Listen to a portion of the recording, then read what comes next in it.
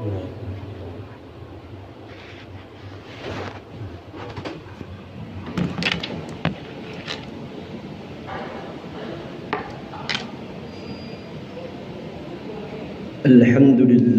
Rabbil Alamin Alladhi an'ama alayna bini'matil iman wal islam. Ashhadu an la ilaha illallah wahdahu la sharika lahu wa ashhadu anna Muhammadan abduhu wa rasuluhu. اللهم صل على سيدنا وحبيبنا ومولانا محمد وعلى آله وصحبه ومن تبعهم بإحسان إلى يوم الدين. أما بعد، فيا عباد الله اتقوا الله حق تقاته ولا تموتن إلا وأنتم مسلمون. وقال الله تعالى في كتابه الكريم: أعوذ بالله من الشيطان الرجيم. يا أيها الذين آمنوا اتقوا الله ولتنظر نفس ما قدمت لغد واتقوا الله إن الله خبير بما تعملون. وقال الله تعالى في آية الأخرى: يا أيها الذين آمنوا اتقوا الله وقولوا قولا سديدا يصلح لكم أعمالكم ويغفر لكم ذنوبكم ومن يطع الله ورسوله فقد فاز فوزا عظيما. صدق الله العظيم وبلغ رسوله الكريم ونحن على ذلك من الشاهدين والشاكرين الحمد لله رب العالمين.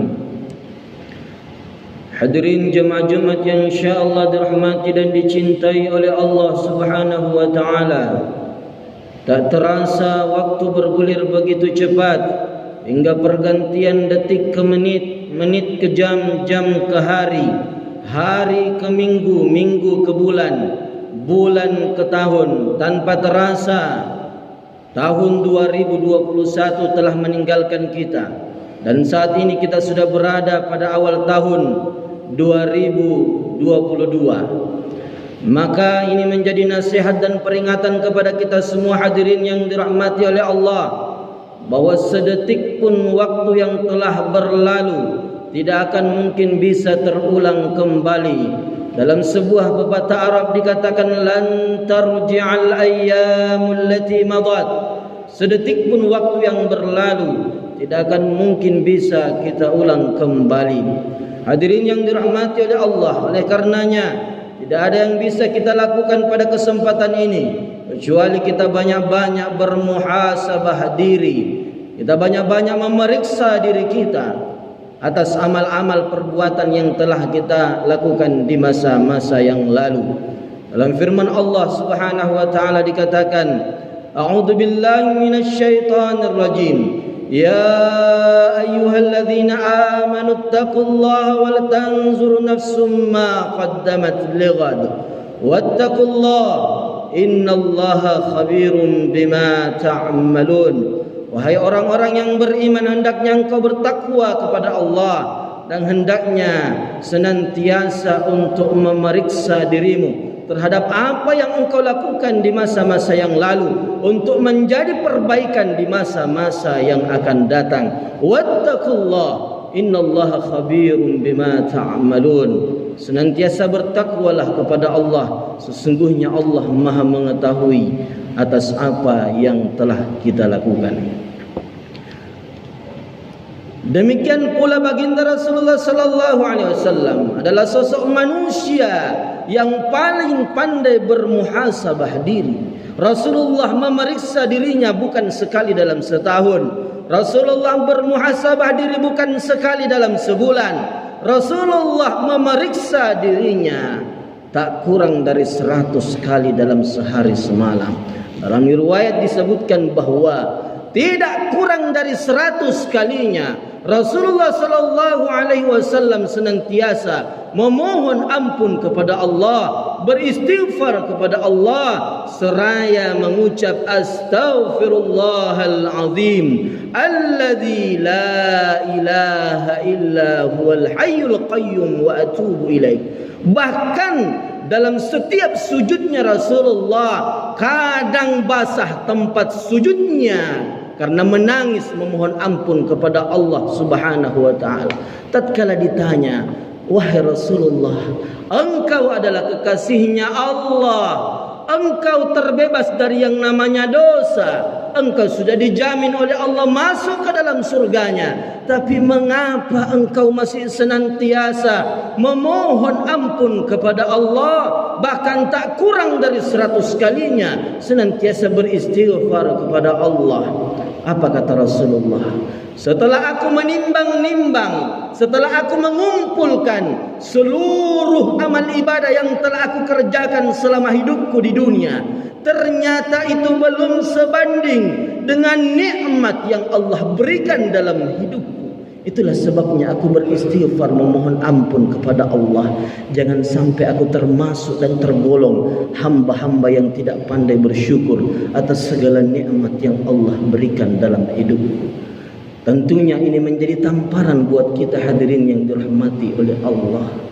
Kita adalah manusia biasa yang belum mendapatkan jaminan dari Allah sedikit pun masuk ke dalam syurganya Allah. Kita tidak ada jaminan terbebas dari yang namanya dosa. Bahkan setiap detiknya, setiap saatnya kita penuh dengan dosa. Lalu mengapa kita masih kurang untuk memeriksa diri kita, masih kurang untuk memperbanyak taubat kita kepada Allah Subhanahu wa taala? Demikian pula perputaran waktu hadirin yang dirahmati oleh Allah memberikan nasihat dan peringatan kepada kita semua bahwa kita yang hari ini merasakan nikmatnya sehat, mata yang mampu melihat, telinga yang mampu mendengar, lisan yang mampu berbicara, tangan yang mampu menggenggam, kaki yang mampu menginjak, akan datang masa di mana seluruh anggota tubuh kita terbujur kaku tak berdaya. Demikian pula hadirin yang dirahmati oleh Allah, kita yang hari ini merasakan nikmatnya harta yang banyak, rumah mewah, mobil mewah, istri cantik, anak-anak yang lucu, akan datang masa di mana harta yang kita miliki, anak-anak istri yang kita miliki, dua kemungkinan, kalau bukan kita yang lebih dahulu meninggalkannya, maka kitalah yang lebih dahulu meninggalkannya hadirin yang dirahmati oleh Allah. Dua hal ini yang paling dicintai manusia ketika hidup di dunia, tapi tatkala kita mati hadirin yang dirahmati oleh Allah, dua hal inilah yang paling membenci kita. Terbukti bahwa ketika kita mati, harta yang dulunya kita kejar sedikit pun tidak ada yang bisa menemani kita di alam kubur. Sampai detik ini belum ada orang yang kaya raya dikuburkan bersama dengan mobilnya. Belum ada orang kaya raya dikuburkan bersama dengan hartanya, uangnya, emasnya dan sebagainya. Itulah hikmah hadirin yang dirahmati oleh Allah. Seluruh kain kapan yang ada di dunia, tak satu pun kain kapan yang memiliki kantong itu memberikan nasihat kepada kita bahwa sedikit pun harta yang kita miliki tidak akan bisa kita bawa mati kecuali harta yang kita gunakan di jalan Allah Subhanahu wa taala. Demikian pula secinta-cintanya seorang istri kepada suami, suami kepada istrinya, anak kepada orang tuanya, sampai detik ini ketika seorang suami meninggal, tak seorang pun istri yang ingin menemani suaminya ketika ditanam di tanah. Tak seorang pun anak yang mau mendampingi orang tuanya ketika orang tuanya dikuburkan di dalam tanah hadirin yang dirahmati oleh Allah. Demikian pula hadirin yang dirahmati oleh Allah, kita yang hari ini merasakan nikmatnya hidup, akan datang masa Mau tidak mau, cepat atau lambat, kematian akan datang menjemput kita. Kata Allah, fa idza jaa ajaluhum la yastakhiruna sa'atan wa la yastaqdimun. Apabila ajal seseorang datang menjemput, maka tidak bisa diundur dan tidak bisa dimajukan. Maka hadirin yang dirahmati oleh Allah, saat-saat sakaratul maut itu tiba, maka orang-orang yang menyia-nyiakan waktunya selama hidupnya di dunia akan merasakan penyesalan yang luar biasa, penyesalan yang belum pernah ia rasakan sebelumnya, sebuah ketakutan yang belum pernah ia rasakan sebelumnya. Karena bagi hamba-hamba yang maksiat di hadapan Allah selama hidupnya, maka saat-saat sakaratul maut, malaikat Jibril bersama dengan malaikat Israel akan datang mencabut nyawa. Bagi hamba-hamba yang maksiat, malaikat Jibril akan datang dari sebelah kiri, lalu kemudian ia mengepakkan sayapnya sebelah kiri, lalu kemudian berkata kepada manusia yang hendak dicabut nyawanya, hadhihi manzilatuka ya fulan fi nari jahannam wa bi'sal masir. Wahai engkau hamba Allah yang penuh dengan maksiat ketika hidupmu di dunia, lihat tempatmu di dalam nerakanya Allah, neraka yang apinya akan menyala seumur hidup, menyala sampai kapanpun. Panasnya 100% panasnya api penderitaan diciptakan oleh Allah, hanya 1% diturunkan ke bumi. Apabila dikumpulkan seluruh panasnya api yang ada di bumi, itu hanya 1%, sedangkan sisanya 99% Allah simpan di dalam nerakanya, khusus bagi hamba-hamba yang senantiasa kufur dan maksiat kepada Allah Subhanahu wa ta'ala.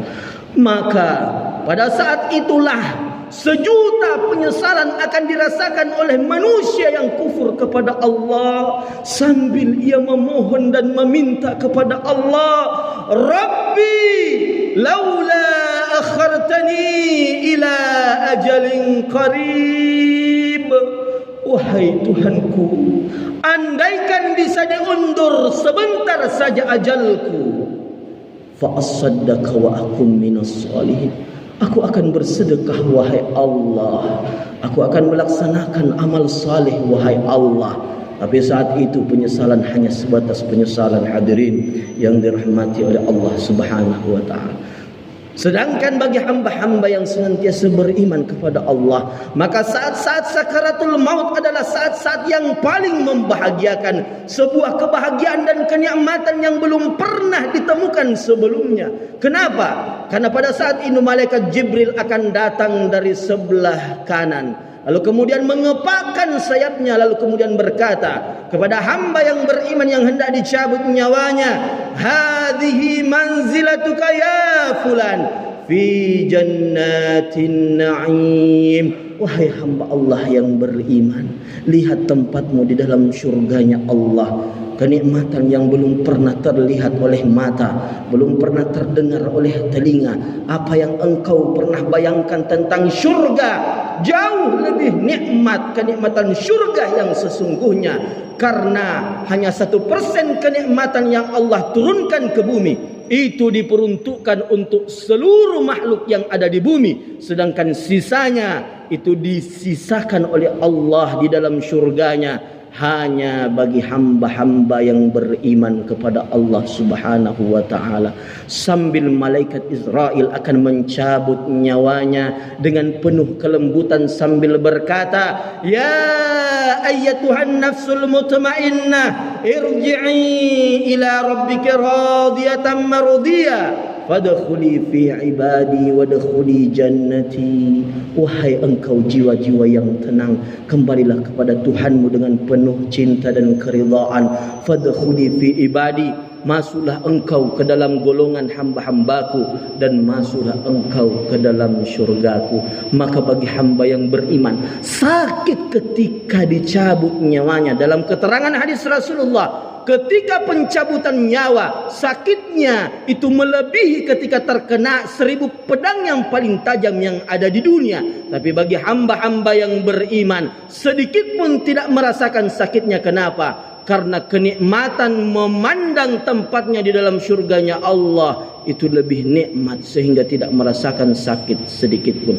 Oleh karenanya hadirin yang dirahmati oleh Allah, mari kita sama-sama memperbanyak muhasabah diri kita, banyak-banyak beristighfar kepada Allah Subhanahu wa taala.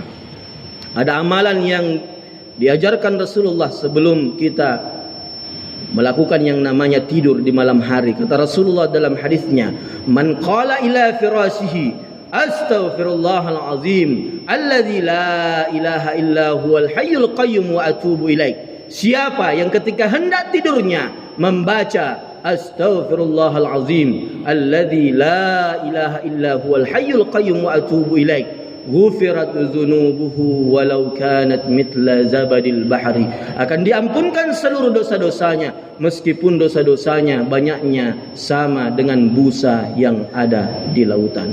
Mungkin demikianlah khutbah yang sempat saya sampaikan, semoga berberkah. Ada kelebihan itu datangnya dari Allah, ada kekurangan itu datangnya dari diri pribadi saya yang tak luput dari dosa dan kesalahan. Barakallahu li wa lakum fil Qur'anil azim wa nafa'ani wa iyyakum ma fihi minal ayati wadh-dhikril hakim. Aqulu qawli hadza wastaghfiru innahu huwal ghafurur rahim.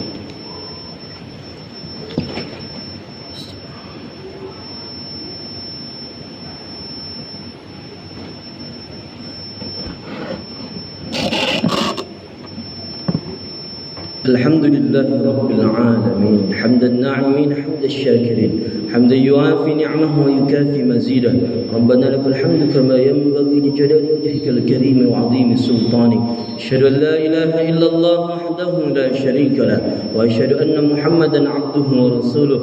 اللهم صل على سيدنا وحبيبنا ومولانا محمد وعلى آله وصحبه ومن تبعه بإحسان إلى يوم الدين. أما بعد، فيا عباد الله أوصيكم وإياي بتقوى الله فقد فاز المتقون.